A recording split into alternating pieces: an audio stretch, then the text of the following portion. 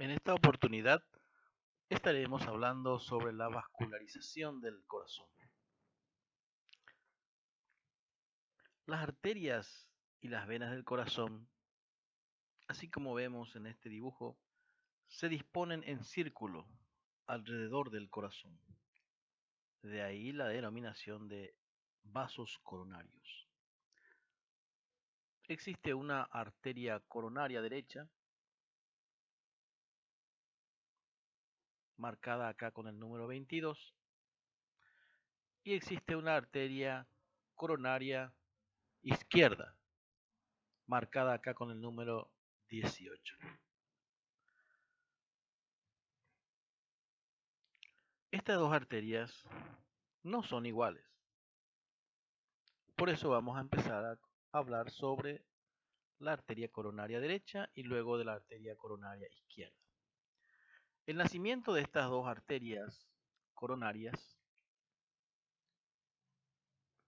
se produce a nivel del origen de la arteria aorta, a nivel de los senos aórticos de Valsalva, a nivel del borde, la altura del borde libre de las valvas semilunares derecha e izquierda respectivamente. Estamos observando acá entonces el nacimiento, el origen de la arteria coronaria izquierda y acá estamos viendo el origen de la arteria coronaria derecha. Dos arterias coronarias, por lo tanto. Estamos observando aquí la válvula semilunar aórtica, el origen de la arteria aorta. Esta dilatación en su origen se denomina senos aórticos de Valsalva. Observamos aquí la valva semilunar izquierda y la valva semilunar derecha y la valva semilunar posterior. Y estos orificios a la altura del borde libre de estas valvas corresponden al origen de las arterias coronarias. Aquí volvemos a ver entonces la arteria coronaria izquierda y la arteria coronaria derecha.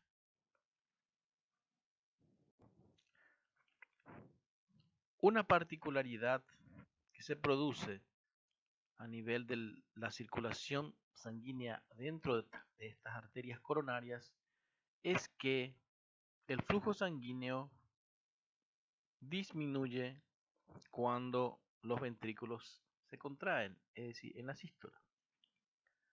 En la sístole, las demás arterias del cuerpo se cargan de sangre, aumentan el flujo. En las arterias coronarias entonces ocurre algo contrario. Lo que aquí estamos observando es que la válvula semilunar aórtica está abierta, igual que la pulmonar, y esto se produce en la sístole para que los ventrículos expulsen la sangre hacia todos los tejidos del cuerpo a través de la arteria aorta y hacia los pulmones a través de la arteria pulmonar. Pero en ese momento las arterias coronarias disminuyen su flujo. La arteria coronaria derecha se origina en la aorta, estamos viendo acá con la flecha, inmediatamente a la altura del borde de la valva semilunar derecha y del seno aórtico de Valsalva correspondiente, con un calibre de 3 a 4 milímetros en promedio. Estamos viendo que desciende por el surco coronario derecho, generalmente rodeado de tejido adiposo y oculta por la orejuela derecha.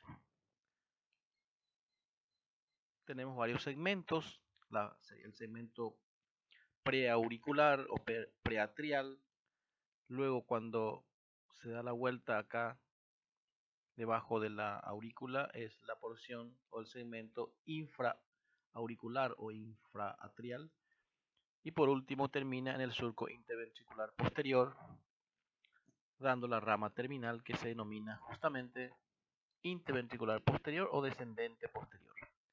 Emite varias ramas posterolaterales, también la arteria conal, que es para el cono arterioso, la rama marginal derecha, rama para el nódulo sinusal y rama para el nódulo auriculoventricular.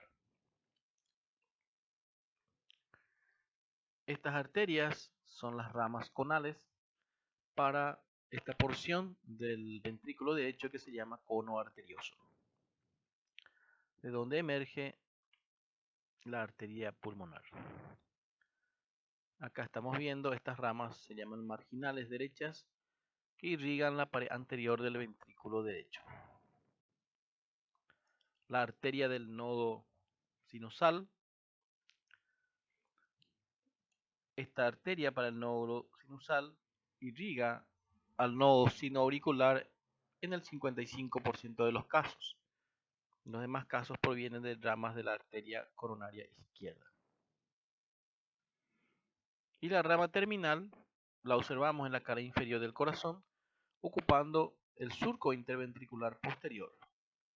Se denomina esta arteria la arteria interventricular posterior o también descendente posterior.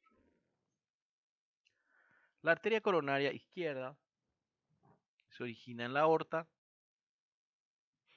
a la altura del borde libre de la valva semilunar izquierda. Se ubica detrás del tronco de la arteria pulmonar y después de un corto segmento de 1 centímetro se bifurca en sus dos ramas terminales. La arteria interventricular anterior, que estoy mostrando, y la arteria circunfleja. La arteria interventricular anterior ocupa el surco interventricular anterior, acompañado de la vena del mismo nombre, y termina un poco a la derecha del vértice del corazón, aproximadamente a 1 centímetro a la derecha del ápex.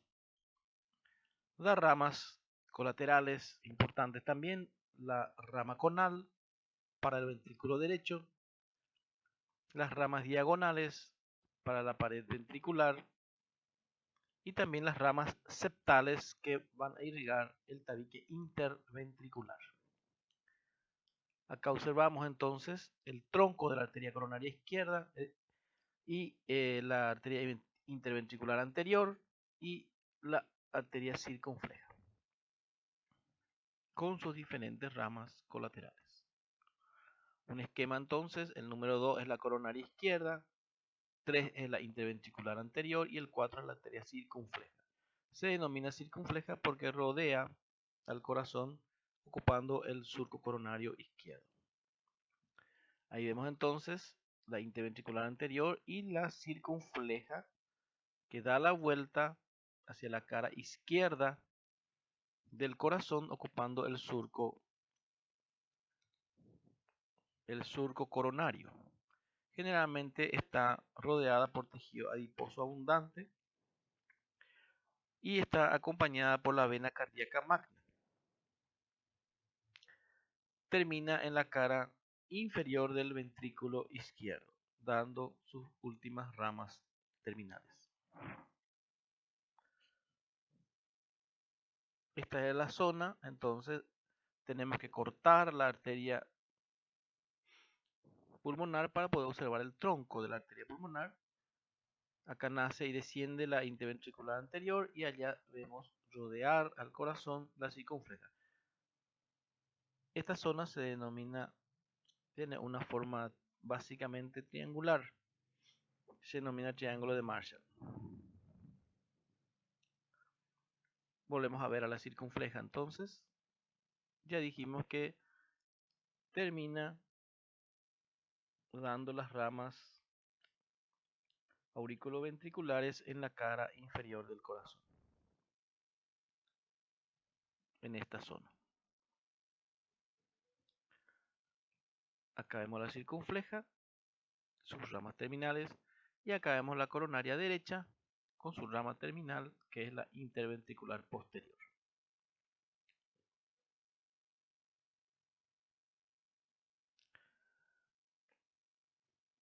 Estamos observando aquí la distribución de las ramas de la coronaria derecha y la coronaria izquierda. La coronaria derecha, entonces podemos decir que irriga principalmente a la aurícula derecha, también al ventrículo derecho y el tercio posterior del tabique interventricular, que es lo que estamos observando aquí a través de la arteria interventricular posterior. La coronaria izquierda irriga la aurícula izquierda, el ventrículo izquierdo y el ventrículo derecho también en parte, la pared anterior del ventrículo derecho, a través de la arteria interventricular anterior, e irriga los 2/3 anteriores del tabique interventricular, que es lo que estamos observando aquí. Vamos a repetir esto. El tabique interventricular entonces está irrigado en su tercio posterior por la arteria interventricular posterior, rama de la coronaria derecha, y los 2/3 anteriores por la arteria interventricular anterior, rama de la coronaria izquierda.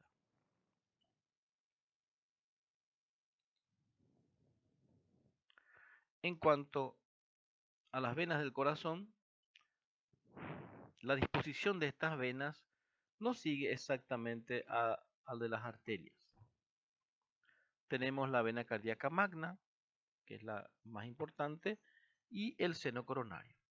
Lo que observamos aquí, acompañando la arteria interventricular anterior, es la vena interventricular anterior. Luego, esta vena asciende y ocupa el surco coronario acompañando a la arteria circunfleja. Ahí recibe a la vena marginal izquierda y pasa a denominarse vena cardíaca magna. Damos la vuelta, vemos la cara inferior izquierda e inferior del corazón. Observamos la vena cardíaca magna que desemboca ya en el seno coronario. El seno coronario, que se ubica en la cara inferior del corazón, recibe el 75% del flujo coronario, recibe a la vena cardíaca menor, a la vena cardíaca media. La vena cardíaca media acompaña a la arteria interventricular posterior y luego desemboca directamente en el seno coronario. Ahí observamos entonces la vena cardíaca magna, el seno coronario, la vena cardíaca media, la vena cardíaca menor. El seno coronario se ubica en la cara inferior del corazón,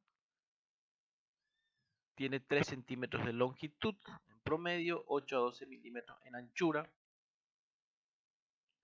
y desemboca en la aurícula derecha. Según el trabajo de Adrián Barceló y Luis de la Fuente, el seno coronario debe ser considerado como la quinta cavidad cardíaca porque no es una vena, no tiene la estructura de una vena, sino de una cavidad ya que posee músculo cardíaco, estriado cardíaco. Observamos aquí en la pared inferior de la aurícula derecha la desembocadura del seno coronario a través de una pequeña válvula que se denomina válvula del seno coronario, conocido antiguamente como la válvula de Tevesio. Hasta aquí